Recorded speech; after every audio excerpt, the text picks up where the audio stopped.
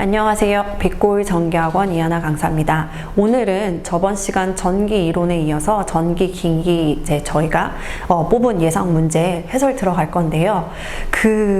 벌써 설비 영상이 올라오는 거냐라고 물어보신 분들이 계신데 정말 죄송하게도 설비 영상은 올라가진 않고요. 대신 저희 홈페이지 자료실에 보시면 기기랑 설비 문제 둘 다 올라가 있어요. 그래서 문제 푸시고 혹시라도 좀 문의가 있는 사항 같은 경우에는 댓글에 남겨주시면 제가 답변해 드리도록 하겠습니다. 네, 그러면 첫 번째 문제부터 시작해 보도록 할게요. 첫 번째 보시면 다극 중권 직류 발전기에 전기자 권선에 균합판을 설치하는 이유가 뭐냐라는 문제인데요. 일단 4극 이상의 중권 발전기에는 반드시 균합판을 설치하게끔 되어 있습니다. 우리가 중권이 뭔지 좀 보면은요. 4극 기준으로 볼게요. N극, S극, N극, S극에 지금 4극이죠. 여기 전기자라고 하면 극수만큼 이렇게 병렬 회로수가 생기는 거죠. 이걸 다시 이런 등가 회로로 보면은요. 이런 모습이라고 보시면 돼요. 그죠? 그래서 여기에 기전력이 유기가 되게 될 것이고 기전력에 의해서 전류가 발생해서 흘러나가게 되죠. 그럼 여기에 브러쉬가 있겠죠. 이런 식으로. 그러면 브러쉬로 전류가 나가게 되는 거예요. 자, 근데 이렇게 병렬 회로의 특징이라 하면 이 걸리는 전압이 여기 모든 곳에서 다 일정해야 됩니다. 그쵸? 그런데 실제로 기계가 구동되다 보면 일정 값이 깨지는 경우가 많죠. 그래서 예를 들면 여기에 20V가 유기가 됐다 그러면 여기에는 19.5V가 유기가 됐다 해보자고요.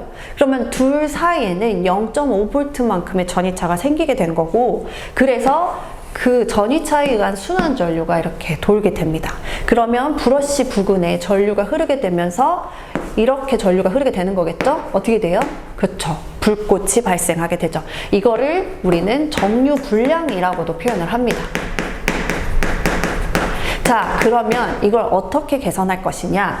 자, 이 각각의 회로에요. 전이가 같은 지점을 선으로 연결을 쫙 해주는 거예요. 자, 그게 어떤 모습이냐? 이런 모습이라고 보시면 돼요. 이 균합선 같은 경우에는요, 지금 여기 감겨있는 코일보다도 훨씬 더 임피던스가 작겠죠. 저항이 작을 거란 말이에요. 그러니까 전류는 이 균합판을 통해서 들어와서 순환하게 됩니다. 그러면 브러쉬 부근에는 불꽃이 발생하지 않게 되겠죠. 그래서 보시면 균합판을 설치하는 이유는 뭐다? 브러쉬에서 불꽃 발생을 방지하기 위해서다라고 체크해 주시면 돼요. 4번이 정답이 되겠죠. 자, 두 번째 문제 보시도록 하겠습니다. 변압기 외합 내에 들어있는 기름을 여기에 밑줄 한번 그어볼게요. 펌프를 이용하여 외부에 있는 냉각장치로 보내서 여기도 밑줄 한번 그려볼게요. 냉각시킨 다음에 이 냉각된 기름을 다시 내부로 공급하는 방식이다 라고 이렇게 말을 했는데요. 일단 변압기가 이제 전압을 변성하게 되면 열이 생기게 됩니다. 그쵸? 그럼 이 열을 감소시켜 주는 게 굉장히 중요한 일인데 그 중에 하나 사용하는 방법이 바로 기름을 이용하는 거죠. 그걸 우리는 변압기 U라고 하고요. 기름이 들어있다. 그래서 유입 변압기다. 이렇게 말할 수 있습니다. 근데 냉각을 시킬 건데 이 기름을 보낸대요. 자, 보낼 송자죠? 기름 U자예요. 그래서 송유, 기름을 보낸다. 송유식이라고 말할 수 있죠. 지금 일단 이렇게만 들으면 정답 바로 보여요. 몇 번? 4번이죠. 그래서 기름을 보내는 방식이다. 잠깐 더 보충 설명해드리면요. 보통은 그 변압기 함 내부에 있는 기름이요. 대류 현상을 통해서 스스로 좀 식혀집니다. 이걸 잔행식이라고 하거든요. 근데 지금 우리 문제처럼 3만 kV 이상의 대용량 변압기는 열이 진짜 엄청 나겠죠. 그래서 이럴 때는 이 기름을 밖으로 보내요. 보내서 냉각시키고 다시 내부로 들여오게 됩니다. 그래서 그때 사용하는 방식을 우리는 유입 송유식이라고 한다. 이렇게 알고 계시면 되겠죠. 자, 다음 문제 보시겠습니다. 단상 반파 정류 회로에서 출력 전압의 평균 전압이 얼마냐라고 물어보는 문제인데 지금 보시면 정류 회로니까 출력 전압은 바로 직류분이 나왔을 거란 말이에요. 그쵸? 자, 그러면 단상 반파일 때 우리는 이 직류분으로 어떻게 계산할 수 있느냐? 그렇죠. 0.45를 곱해준다. 어디에? 시료값이에요. 그래서 교류분 값에 0.45를 곱해주면 그때 정류돼서 나오는 직류분의 평균 전압을 우리가 계산할 수 있다. 이렇게 보시면 돼요. 자, 하나 더요. 이 0.45라고도 주어지지만 파이분의 루트 2라고 나오는 경우도 있어요. 그래서 그 두 개가 같다. 이제 잘 모르겠으면 계산기로 넣어보면 되겠죠. 0.45 나올 겁니다. 그래서 이걸 고르면 되는 문제. 정답은 2번이죠. 자, 24번 문제 보실게요. 변압기 2차 전격 전압 100V, 무부하 전압 104V, 전압 변동률 얼마냐?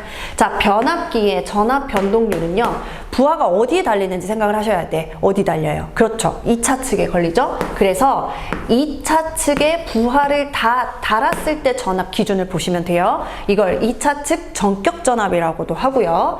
자, 아무것도 안 달았을 때 2차 측 무부하시 전압 마이너스 전격 전압 곱하기 100. 한 게 바로 전압 변동률 계산하는 방법입니다. 자, 그러면 여기에 대입을 해보면은요, 전격이 100V, 무부하가 104V 마이너스 100V 곱하기 100 하면 바로 나오죠. 몇 퍼센트? 4%. 그래서 이렇게 계산하시면 되세요. 자, 25번 문제 보시도록 하겠습니다. 25번 문제는 문제를 한번 읽어보면은요, 자기 소호 기능이 가장 우수한 소자가 뭐냐라고 물어보는데, 이거는요, 진짜 꼭 맞으셔야 돼요. 소호라는 건 꺼진다라는 뜻이죠.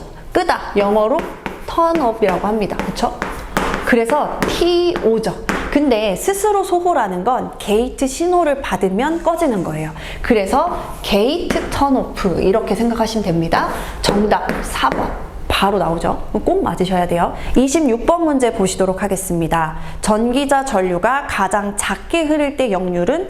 지금 문제 자체가 너무 간단해요. 그래서 이게 무슨 말인지 모르겠다. 자, 이거예요. 제가 지금 그래프를 그리고 있는데요. 세로축이 의미하는 게 전기자 전류, 가로축이 의미하는 게 계자 전류입니다. 그리고 이때 부하가 변하면 안 돼요. 부하 일정. 전압도 일정해야죠. 이렇게 시키고 계자 전류를 변화시키니까 전기자 전류가 변화가 되더래요. 어떤 식으로? 이렇게요. 자, 지금 제가 그리는 게 약간 V자죠. 그래서 이 곡선을 V 곡선이라고도 하고요. 위상 특성 곡선이라고도 합니다. 자, 그러면 전기자 전류가 가장 작은 게 바로 이 지점이죠. 그래서 이 지점일 때 역률을 보니까 얼마가 나오냐? 1이 나오더래요. 이렇게요. 자, 여기서 추가적으로 더 말씀을 드려볼게요. 제가 계자 전류를 무진장 올려요. 이걸 뭐라고 말해? 과여자 시켰다라고 한다고요. 자, 과여자 시키게 되면 지금 보세요. 전기자 전류 증가하죠. 근데 전기자 전류의 위상을 측정해 보니까 90도 앞선 전류가 흐르더래. 그거 우리 무슨 전류? 진상 전류라고 표현을 하죠. 그래서 이걸 동기 전동기의 특징이죠. 동기 전동기에서 부하 일정하게 하고 전압 일정하게 한 다음에 계자 전류를 과여자 시키면 그때 얘는 뭐로서의 역할을 한다? 콘덴서로서의 역할을 한다. 혹은 커패시터로서 역할을 한다 라고 말할 수 있고요. 자, 반대로 부종여자 시키면 이런 말이 나와요. 그러면 전기자 전류 또 증가하죠. 그런데 이때 전기자 전류는 지상 전류가 흐르더래요. 뒤진 전류죠. 이거 누구예요? 그렇죠. 인덕터. 인덕터로서의 역할을 한다. 이렇게 말할 수가 있어요. 그래서 우리가 동기조상기를 이렇게 위상을 조절하는 기기로 쓰는 거죠. 그때 우리는 동기전동기를 뭐라고 불러요? 그렇죠. 동기조상기. 조절한다, 위상을. 그런 기계다라는 말이에요. 자, 그러면 26번 정답 몇 번이에요? 그렇죠. 1번이죠. 전기자 전류가 가장 작을 때의 역률은 1이다. 자, 27번 문제 보도록 하겠습니다. 유도 전동기의 동기 속도는 ns, 회전 속도 n이라고 했을 때 슬립을 표현하는 식이 무엇이냐라고 하거든요. 자, 우리가 슬립이라는 게 뭔지를 생각해 봐야 돼요. 자, 슬립이란 유도 전동기를 한번 볼까요? 유도 전동기의 고정자, 가만히 있다는 거죠. 그리고 유도 전동기의 회전자.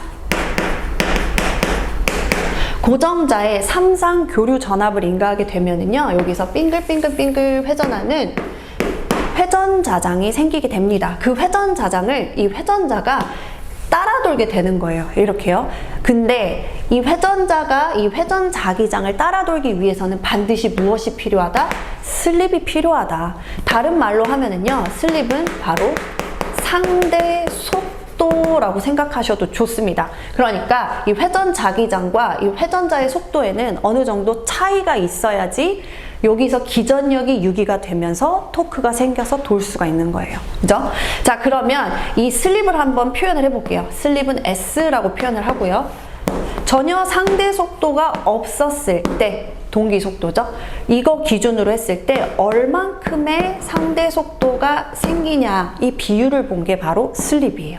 그래서 우린 이걸 슬립 속도라고 말할 수도 있습니다. 그게 곧 상대 속도이고요. 그래서 우리가 슬립이 안 꼈을 때, 그러니까 이 회전 자기장의 속도의 기준으로 봤을 때, 슬립이 생겼을 때, 다시 말해서 상대 속도가 생겼을 때 그 속도가 얼만큼의 비율인지를 본 게 슬립이다.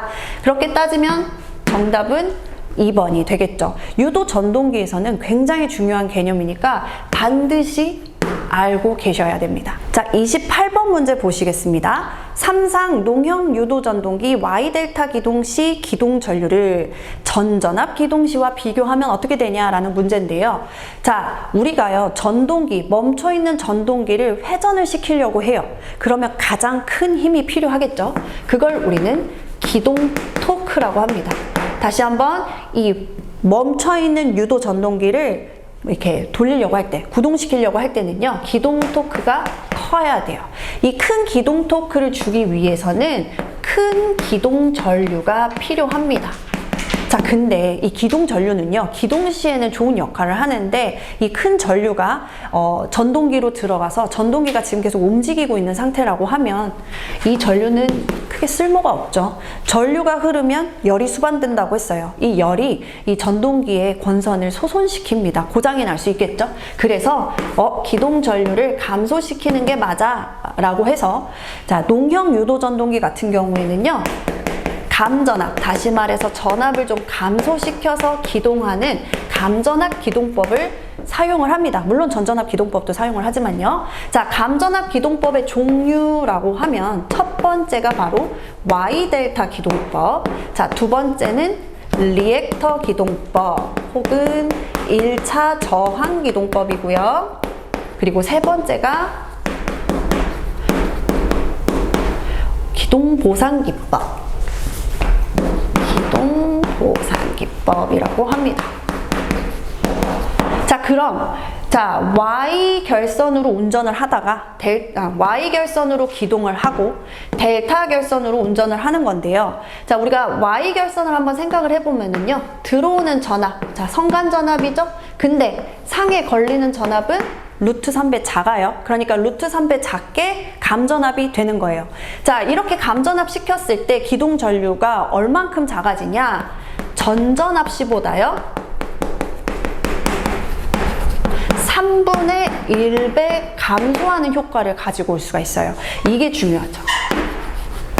그래서 지금 문제 보시면 Y델타 기동했대요. 그럼 기동 전류는 몇 배로 떨어지는 거예요? 그렇죠. 3분의 1배로 감소가 됩니다. 그래서 사용하는 거고요. 자, 계속 조금 가볼게요. 리액터 1차 저항 기동법은요, 처음 1차 측에 저희가 3상 전력을 줄 거잖아요. 근데 거기에 리액터를 달아요. 자, 이렇게 한번 볼까요? L1, L2, L3 여기에 이렇게 리액터를, 코일을 다는 거죠. 그럼 전류가 코일을 지나면서 뭐가 생겨요? 그렇죠. 전압 강화가 생겨요. 그러니까 전압은 떨어지고 여기 전동기에는 감전압이 투입이 되겠죠. 자, 1차 저항 기법도 마찬가지예요. 1차 측에 이렇게 저항기를 둡니다. 그럼 여기에 또 뭐가 생겨요? 그렇죠. 전압 강화가 생기니까 전압이 떨어지겠죠? 감전압. 자, 3번 기동 보상 기법은요, 여기에 뭘 나오는 거예요? 여기에 변압기를 설치를 합니다. 그래서 전압을 변성시키는 거죠. 자, 이런 방법은 용량이 큰 변압기에 사용을 해요. 몇 킬로와트? 15킬로와트 이상의 대용량 유도 전동기에 사용을 한다. 이것도 시험 문제에 잘 나오는 부분이니까 체크해 주시면 좋겠습니다. 자, 그래서 우리 문제로 다시 돌아오면 정답은 몇 번? 1번이다. 체크하시면 되시겠습니다. 자, 29번 문제 보실게요. 보시면 어쩌고 저쩌고 저쩌고 하고 직류 분권 전동기의 역기 전력이 몇 볼트입니까? 라고 물어보는 문제죠. 그림을 한번 그려보면은요. 요게 분권 전동기입니다. 계자, 전기자, 그리고 여기에서 전압을 인가해 주는 곳이죠. 그래서 단자 측에서 전압이 인가가 되면 전류가 흘러 들어가겠죠. 자, 이 전류가 여기에서 전기자로도 가고 계자로도 가는 거죠. 그러면 이 전기자 전류에 의해서 자속이 발생될 것이고, 자, 이쪽으로는 지금 현재 자속이 들어오는 상태죠. 이 자속과 전기자 전류에 의한 자속이 서로 영향을 미치면서 토크가 생겨 회전하게 되는 겁니다. 뭐 이런 식이죠. 자, 근데 여기서 회전을 하면은요, 자속은 나오고 있고 회전을 하니까 기전력이 발생을 한단 말이에요. 이 기전력은 들어오는 전류의 방향과 반대되는 전류를 흐르는 기전력. 그래서 우린 얘 이름을 역기전력이라고 하죠. 이걸 쉽게 말하면 전기자에서 발생되는 전압이다, 이렇게 생각하시면 돼요. 자, 그러면 여기서 역기전력의 크기는 단자 전압의 크기보다 크다, 작다, 이걸 생각하셔야 돼요. 당연히 작습니다. 얘가 크면 발전기잖아요. 지금 전동기로 쓰고 있으니까 얘가 더 큰 거예요. 자, 그러면 우리가 역기전력은 인가 전압보다 작대요. 뭐 얼만큼 작아요? 얼만큼 작냐면 전기자 전류가 전기자를 통과하면서 만들어내는 전압 강하만큼 작은 거죠. 그래서 어떻게 써야 돼? IA가 RA를 만났을 때 생기는 전압 강하만큼 작다라고 말할 수 있어요. 자, 그럼 이제 대입해 볼까요? 단자 전압이 100V래요. 인가 전압이 단자 전압이 되는 거죠. 마이너스 전기자 전류 10A, 전기자 저항 1옴입니다. 그러면 100-10이니까 몇 볼트? 그렇죠. 90V의 역기전력이 생깁니다. 라고 말할 수 있겠죠. 정답은 1번입니다. 자, 30번 문제 보실게요. 일정 전압 및 일정 파형에서 주파수가 상승하면 손실은 어떻게 변하는가? 라고 물어보는 문제인데요. 자, 이거 변압기죠. 자, 변압기에서 유도되는 기전력 E는 4.44 F NBA라고 저는 이렇게 외웠어요. 미국 농구 주파수 NBA 이렇게요. 근데 얘는요, 숫자니까 항상 일정할 거고, 자, 변압기 한 번 만들면 면적, 권수 다 일정하죠. 그래서 우리가 뭐라고 말할 수 있냐면 유도되는 기전력은 주파수와 자속 밀도의 곱에 비례한다라고 하죠. 자, 근데요, 우리가 철손이라는 게 있어요. 이거는 이 코일에 전류가 흘러 들어가면 부하와 관계없이 생기는 손실이죠. 철손의 종류는 히스테리시스 손과 와류손이 있습니다. 이 두 개는 무슨 값에 비례하냐면요, 히스테리시스 손은 주파수와 최대 자속 밀도 제곱에 비례하고요, 와류손은요 주파수와 최대 자속 밀도 제곱의 비례를 한단 말이에요. 자, 그러면 일정 전압, 일정 파형에서 그냥 전압을 일정하게 하겠다는 거죠. 그래서 지금 전압이 일정할 때, 자, 이걸 어떻게 표현할 수 있겠느냐? 전압으로 표현을 해보려고 해요. 그래서 저는 여기에 주파수를 곱하고 주파수를 나누고, 뭐 그러면 식이 변화가 없죠. 그렇게 만든 다음에 F, B, B, 그래서 전압의 제곱으로 만들고 주파수를 나눈 것과 같다라고 말할 수 있겠죠. 뭐가? 히스테리 손실은 전압의 제곱에 비례하면서 주파수에 반비례합니다 라고 말할 수 있어요. 자, 반면에 와류손은 어때요? 와류손은 그냥 전압의 제곱에 비례해요 라고 말할 수 있겠죠. 그래서 지금 봐봐요. 주파수가 증가했대요. 그러면 히스테리시스 손은 어떻게 돼요? 그렇죠. 낮아지죠. 그쵸? 반면에 와류손은요, 아무런 관계가 없어, 주파수하고. 자, 히스테리시스 손과 와류손을 합친 게 뭐라고요? 그렇죠. 철손이라고요. 자, 그럼 주파수 증가시키면 철손은 어떻게 된다고 말할 수 있어요? 그쵸. 히스테리시스 손이 감소했기 때문에 감소한다라고 말할 수 있어요. 이겁니다. 자, 결론이에요. 우리는 이것만 외우자고요. 일정 전압에서 주파수를 증가시키면 철소는 감소합니다. 반대로 일정 전압에서 주파수를 감소시키면 철소는요 증가합니다. 이렇게 된다고요. 주파수와 철소는 반비례한다는 거죠. 언제? 일정 전압에서. 그렇게 따지면 우리 정답 몇 번이에요? 4번이죠. 주파수 상승, 철손 감소. 이렇게 찍어주시면 되시겠습니다. 자, 31번 보시겠습니다. 자, 직류 분권 전동기예요. 다시 한번 그려볼게요. 분권이니까 병렬권이죠. 이렇게 돼 있을 거고, 여기가 계자, 전기자, 그리고 여기가 단자전압, 인가해주는 전압이고요. 자, 이때 다시 한번 인가해주는 전압에 따라 전류가 전기자로 흘러 들어가게 되죠. 그러면서 또 계자로도 흘러 들어가게 됩니다. 이렇게요. 자, 근데 여기서 계자 저항을 운전 중에 증가시키면 사실 여기에요. 계자 저항기가 있었을 거예요. 계자 저항기. 가변 저항기고요. 크기를 변화시킬 수가 있습니다.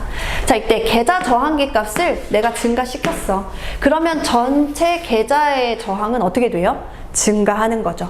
그러면 계자 전류는요? 감소하겠죠. 왜? 저항과 전류는 서로 반비례 관계니까요. 얘가 감소해요. 자, 그러면 감소된 전류량만큼 자속도 어떻게 돼? 감소합니다. 자, 그러면 우리가 속도와 자속하고 도대체 무슨 관계가 있냐? 이걸 반드시 알아야죠. 어떤 관계가 있냐 봤더니 속도는요, 자속에 반비례하는 특성을 가지고 있더라 이거예요. 자, 그럼 다시요. 계자 저항기 값이 증가되면서 계자 전류가 감소를 했고, 그러면서 자속이 감소를 했어. 그러면 자속이 감소를 하면 회전 속도는 어떻게 돼요? 그렇죠. 증가하게 됩니다. 그래서 정답은 1번 증가한다고요? 말이 나왔으니까 우리 분권 전동기의 속도 특성, 토크 특성 한 번만 정리하고 갈게요. 전동기 하면 속도, 토크 굉장히 중요하죠. 자, 속도는요 뭐에 반비례해? 전류에 반비례합니다. 전기자 전류에 반비례하고요. 또 속도는요 방금 봤듯이 자속에 반비례합니다.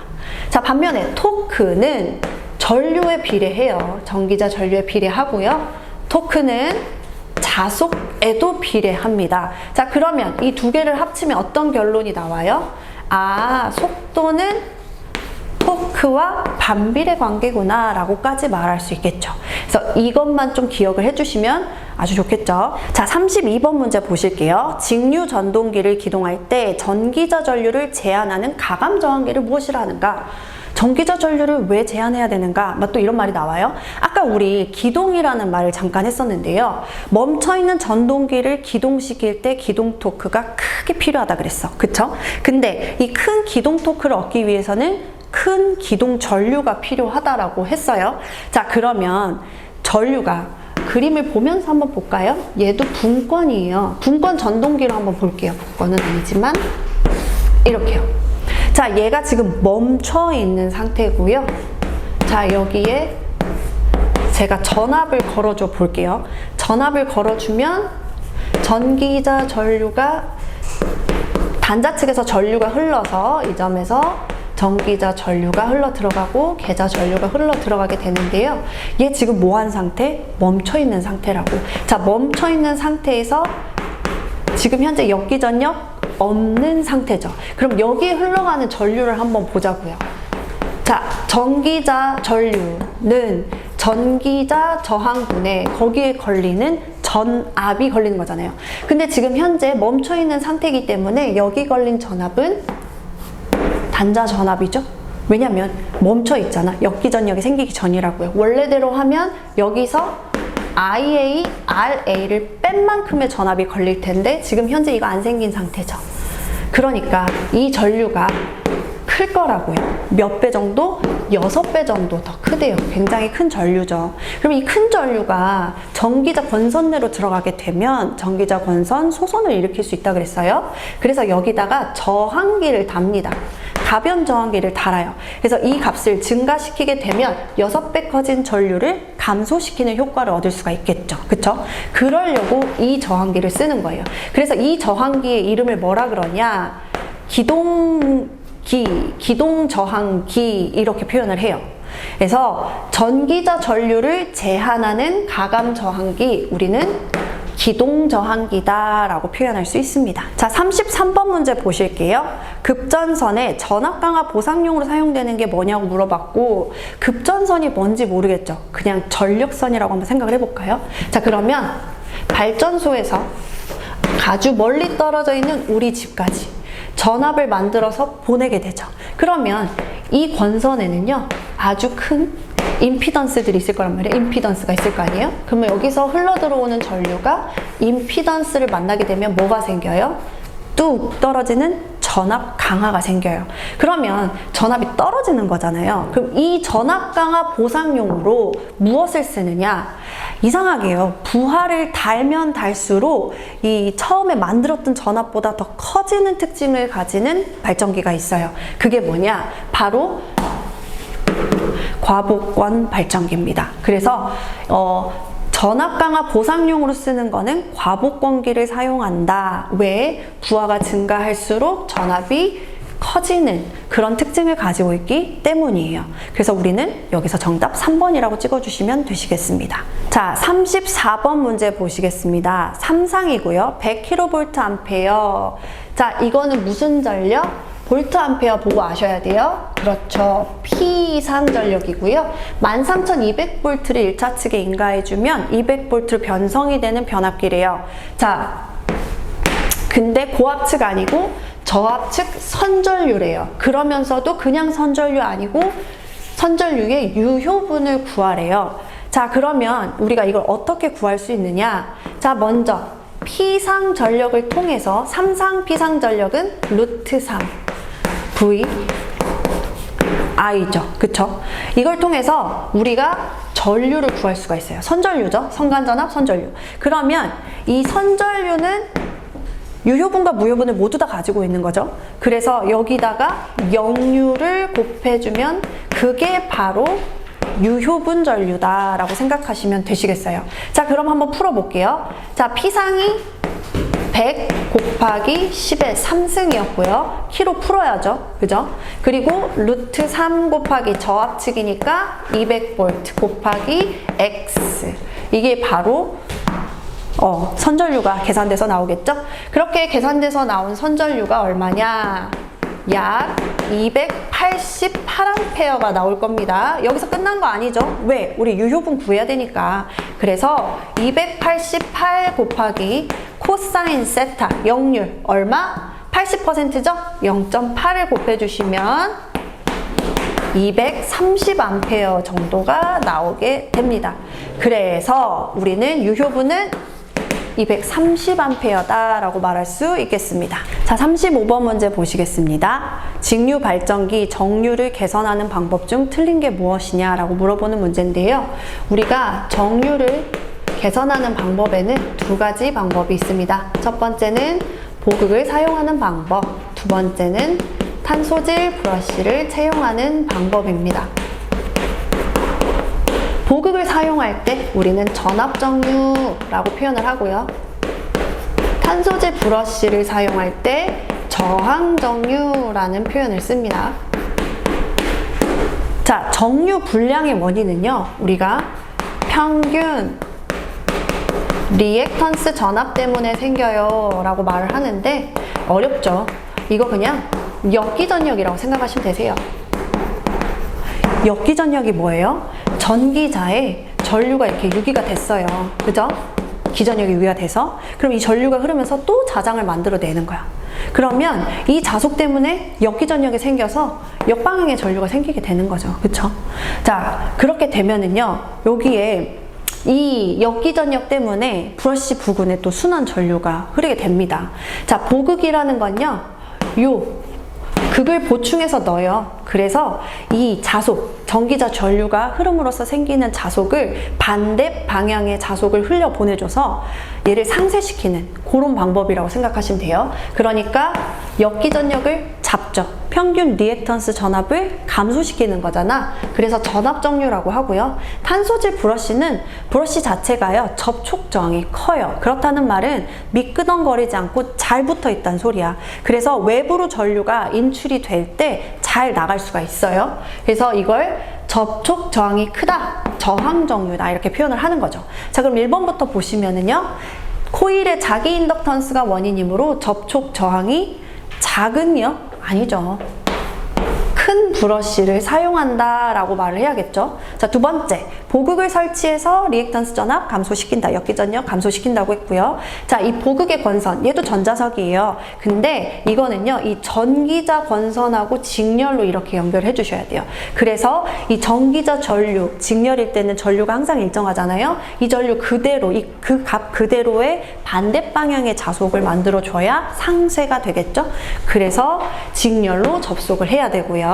네 번째, 브러쉬를 전기적 중성축을 지나서 회전 방향으로 약간 이동시킨다. 자, 이거는 전기자 반작용이죠. 전기자 반작용은 전기자 전류 때문에 이 전기적 중성축이 요렇게 살짝 회전 방향으로 틀어지는 거죠. 그러니까 여기에 만약에 브러쉬가 있었으면 이제 여기로 전류가 흐르게 되니까 여기에 불꽃이 발생할 텐데, 브러쉬를 회전 방향 쪽으로 살짝 이동해 주면 이 불꽃이 감소하게 되겠죠. 그래서 그걸 말을 하는 겁니다.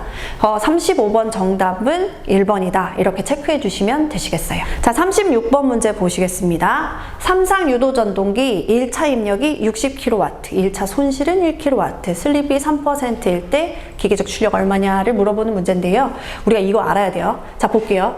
1차 측의 입력을 P1이라고 해볼게요. 1차에 입력을 넣어줬어요. 넣어줬더니 거기에 전류가 흐르면서 동손이 발생하죠. 그래서 1차 측 동손이 발생하게 돼. 그럼 입력에서 손실을 뺀 걸 우리는 뭐라 그래요? 그렇죠. 출력이죠. 1차 측 출력이 되는 거예요. 뭐 출력 이렇게 써볼까요? 자, 근데 우리가 여기서 알아야 될 건 이 1차 측 출력 값이 곧 뭐다? 2차 측의 입력 값이라는 걸 알고 있어야 돼요. 그러면 2차 측이죠? 우리 유도 전동기의 2차 측을 한번 이해를 해볼까요? 제가 2차 측의 입력 값을 주게 되면은요, 역시나 전류가 흐르면서 이 전기자 권선으로 전류가 막 흘러 들어가게 되면 뭐가 생겨요? 그렇죠. 2차 측 동손이 생긴다고요. 이 동손을 뺀 게 바로 우리가 말하는 아웃풋, 기계적 출력이 되는 겁니다. 근데 이 비율을 한번 보면은요, 입력을 100% 넣어주면 손실이 얼만큼 나오냐? 딱 상대 속도만큼, 그 슬립만큼 나오더라 이거예요. 그러면 당연히 출력은 1 마이너스 손실만큼 나오겠죠. 그쵸? 요 비율을 잘 기억만 하시면 되세요. 자, 그러면 문제 볼게요. 1차 입력과 1차 손실을 줌으로써 우리는 여기서 뭘 할 수 있다? 그렇죠. 2차 입력을 알 수 있어. 이거 알아요. 자, 알고 싶은 건 뭐야? 기계적 출력이야. 기계적 출력은 2차 측에서 나오는 출력을 말하죠. 그럼 이거 두 개 가지고 우리가 식을 어떻게 만들 수 있어요? P2 대 P 아웃풋은 1대 1-S다 라는 이 비율을 가지고 올 수가 있다고. 자, 그러면 계산해 볼까요? 내항의 곱은 외항의 곱과 같다 이렇게 말할 수 있죠. 그러니까 기계적 출력은 1-S 곱하기 2차 입력값과 같다라는 식을 우리가 여기서 가지고 올 수가 있어요. 자, 그럼 대입할게요. 아까 60에서 1을 빼면 되는 거죠. 59kW가 2차 입력값이 되는 거고요. 곱하기 1-0.03이죠. 슬립이니까. 자, 키로 빼면 안 돼요. 왜냐면 여기 킬로와트로 대답을 해야 되기 때문에 굳이 킬로를 뺄 필요가 없습니다. 자, 그럼 이렇게 계산하면 이 기계적 출력값이 얼마가 나오냐?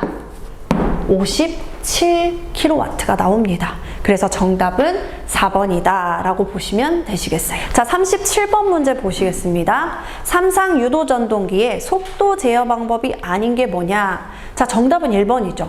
자, 일근어 방식은요, 직류 전동기 거예요. 직류 전동기의 속도 제어 방법이고 그 중에서도 전압 제어에 해당하는 방법이죠. 그래서 1번이고요. 극수변환법, 주파수변환법, 전원전화 제어법은 죄다 삼상유도전동기 속도제어법이 맞아요. 우리 삼상유도전동기의 회전속도 1-S분의 동기속도 P분의 120F다 라고 식을 만들 수 있잖아요. 자, 극수를 조절할 수도 있고요. 주파수를 조절할 수도 있어요. 슬립을 조절할 수도 있죠. 전원전압 제어법은 토크가, 유도 전동기의 토크는 전원 전압의 제곱에 비례한다를 이용해서요. 결국엔 슬립 가지고 조절하는 방법이에요. 그래서 2번, 3번, 4번은 모두 다 누구 거? 유도 전동기 거다. 이렇게 체크해 주시면 되시겠습니다. 자, 38번 문제 보실게요. 제동 권선에 의한 기동 토크를 이용하여 동기 전동기를 기동시키는 방법이 무엇이냐? 자, 먼저 우리 제동 권선부터 봐요. 자, 제동권선 하면 바로 나와야지. 뭐? 난조 방지, 기동 토크 발생, 이거죠. 자, 근데 우리 문제는 여기에 해당하는 문제죠. 자, 동기 전동기란 자, 고정 전기자입니다. 그래서 고정 전기자가 있고요. 여기가 바로 돌극형이라고 해볼게요.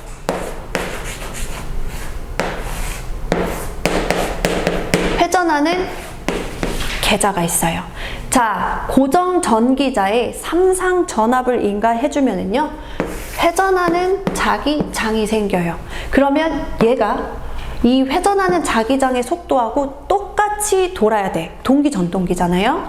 자, 근데 이 회전 속도가 빠르단 말이에요. 그래서 계자가 멈춰 있을 때는 이 회전 속도를 따라가지를 못해요. 그걸 우리는 뭐라고 말하냐? 기동 토크가 0이다. 그래서 고안해낸 방법이 계자 자극면에다가 권선을 심어줍니다. 이렇게요. 그리고 잠깐 동안 얘를 여자기에서 좀 떼요. 그러면 자속이 회전하면서 뭘 만들어내? 그렇죠. 변화하는 자속량을 만들어내죠. 그러니까 자속의 변화량을 만들어. 그럼 여기 뭐가 유도가 돼요? 그렇죠. 기전력이 유기가 되죠. 그럼 뭐가 흘러요? 전류 흘러요. 전류가 흐르면요, 토크가 발생해요. 그래서 자기 토크, 그러니까 스스로 토크를 만들어냈잖아요. 그쵸? 그걸로 이제 돌게 되는 거예요. 자, 그걸 우리는 바로 스스로 자기가 기동했다. 뭘 사용해서? 제동권선을 사용해서. 이걸 바로 우리는 자기 기동법이다 라고 말을 합니다. 그러니까 정답은 4번이 되겠죠. 자, 39번 문제 보겠습니다. 전부와 슬립이 5%, 2차 저항선 5.26kW, 삼상유도 전동기 2차 입력 얼마인가요? 자, 유도 전동기죠. 우리 유도 전동기 아까 기억하실지 모르겠어요. 2차 입력을 주면은 동손이 생기고, 즉 입력에서 손실을 뺀 게 바로 기계적 출력이다 라고 했어요. 그 비율을 보면 100%의 입력을 주면 손실이 슬립만큼 생기고, 그러니까 기계적 출력은 입력 마이너스 손실이 된다 라고 보시면 되겠죠. 자, 그리고 우리 문제 봐봐요. 2차 저항손, 이게 바로 동손을 말하는 거죠. 그때 2차 입력이 얼마냐를 물어보는 문제니까 2차 입력이 되겠죠. 그러면 이 두 개의 관계를 물어보는 거예요. 자, 그러면 1 줬을 때 슬립만큼 생기는 거죠. 자, 식으로 다시 써볼게요. 입력 때 동손은 1대 슬립의 비율로 생기고, 그쵸? 내항의 곱은 외항의 곱과 같으므로 결국에 2차 동손은 슬립의 입력값을 곱한 것과 같다라는 식을 만들어낼 수가 있는 거예요. 자, 그럼 보면 슬립과 저항손을 줬죠. 우리가 구해야 되는 건 2차 입력. 그래서 식을 살짝 바꿔볼게요. 슬립으로 나눠주면 없어지고 이렇게 되죠. 자, 그럼 그대로 대입하겠습니다. 슬립은 0.05, 그리고 동손은 5.26. 자, 이거 계산하면 얼마 나와요? 그렇죠. 약 105.2 나온다. 정답 3번이라고 하시면 되겠습니다. 자, 마지막 문제인데요. 보시면은요, 동기발전기 병렬운전 조건 관련 문제인데, 그 중에서도 위상차가 생기면 어떻게 되는가 라는 문제죠. 우리 이거 정리하고 볼게요. 동기발전기 2대를 병렬운전시키고 싶어요. 그러면 지켜야 될 조건, 첫 번째, 기전력의 크기가 같아야 된다. 두 번째, 기전력의 위상이 같아야 된다. 세 번째, 기전력의 주파수가 같아야 되고, 네 번째는 파형이 같아야 된다라고 합니다. 더 중요한 건 같지 않으면 어떻게 될 건데, 이게 중요한 거죠. 기전력의 크기가 같지 않으면 무효 순환 전류가 흐른다. 자, 위상차가 생기면요, 이 위상차를 같게 만들어주려는 동기화력이 생겨서요, 동기화 전류가 흐른다. 이렇게 말해요. 자, 다른 말로 유효 순환 전류가 흐른다. 이렇게 말하고요. 주파수가 같지 않으면 속도가 틀어질 거기 때문에 속도를 같게 만들어주려고 진동, 난조가 발생한다. 이렇게 말하고요. 파형이 같지 않으면 고조파가 꼈다는 소리겠죠. 그래서 고조파, 무효 순환 전류가 흐른다. 이렇게 말할 수 있습니다. 자, 그럼 문제 볼까요? 자, 위상차가 생기면 어떻게 된다? 같게 만들려는 힘, 동기화력이 생겨서요, 기전력의 위상이 같게 만들도록 작용한다. 무슨 전류가 흐른다? 동기화 전류가 흐른다. 이렇게 체크해 주시면 되시겠습니다. 자, 오늘은 여기까지 보시고요. 다시 한번 홈페이지 자료실 가면 이론, 기기, 설비 문제 지금 다 업로드가 되어 있는 상태입니다. 그래서 다운받으셔서 출력하셔서 문제 풀어보시고, 그리고 꼭 시험장에 가실 수 있게끔 공부하고 가세요. 감사합니다.